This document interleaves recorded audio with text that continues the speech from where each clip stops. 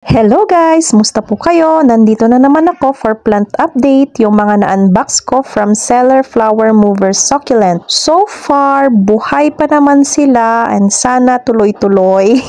Pero syempre, hindi pwedeng walang challenge at yun ang ikikwento ko sa inyo ngayon. Eto na sila guys, repotted na. Akala ko noon sayang yung mga maliliit na ceramic pots pero buti na lang, sakto sila sa ibang succulents and buti na lang talaga, hindi lang sila display. Lesson learned, wag agad mag-judge.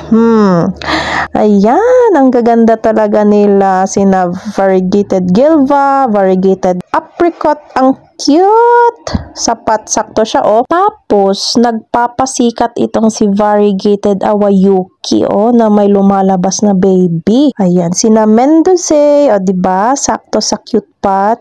Si Tipi, kung si Tipi ba talaga yan? Si Glutinicole, si Crested Variegated Awayuki, si Tinkerbell. Uy, nice! Pero, may dalawang halaman na pinahirapan ako ng sobra sa pagre-repot. Ito, si Egret Ice Cream at si Rococo. Grabe, sobrang fragile, parang pinaglihi sa bulak. Habang nililipat ko sila, isang maling hawak mo lang, lagas agad ang dahon. Ay nako, feeling ko konti na lang mapapanot na siya. Si Rococo, ayan, medyo matigas ang ulo niya.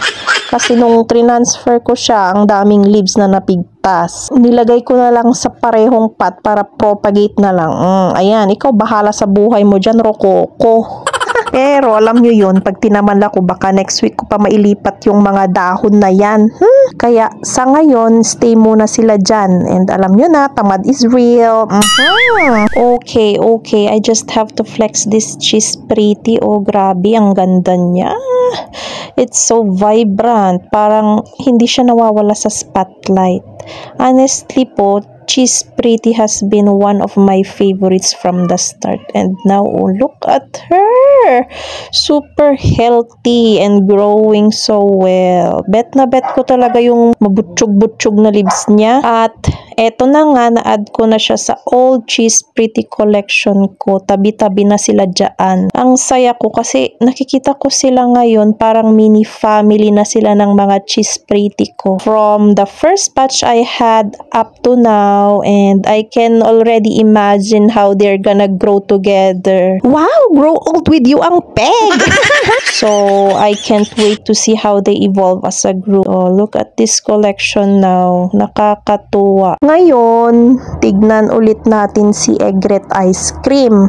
Ito yung bago ko from Flower Mover Succulent. Tapos, ito naman yung older ice cream ko. Ang layo ng itsura nila. Ayan, si Thunders, ang healthy at purple, parang well-fed at happy. Ayan si Newbie, hala, parang ang fragile and stressed.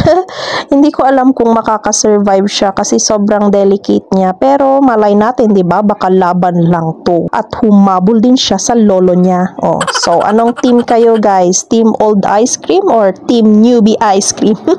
Comment nyo sa baba. So, ayun guys, yan muna ang update natin. So far, wala pang casualties pero ang daming muntik nang nawalan ng dahon. Si Rococo at si Ice Cream.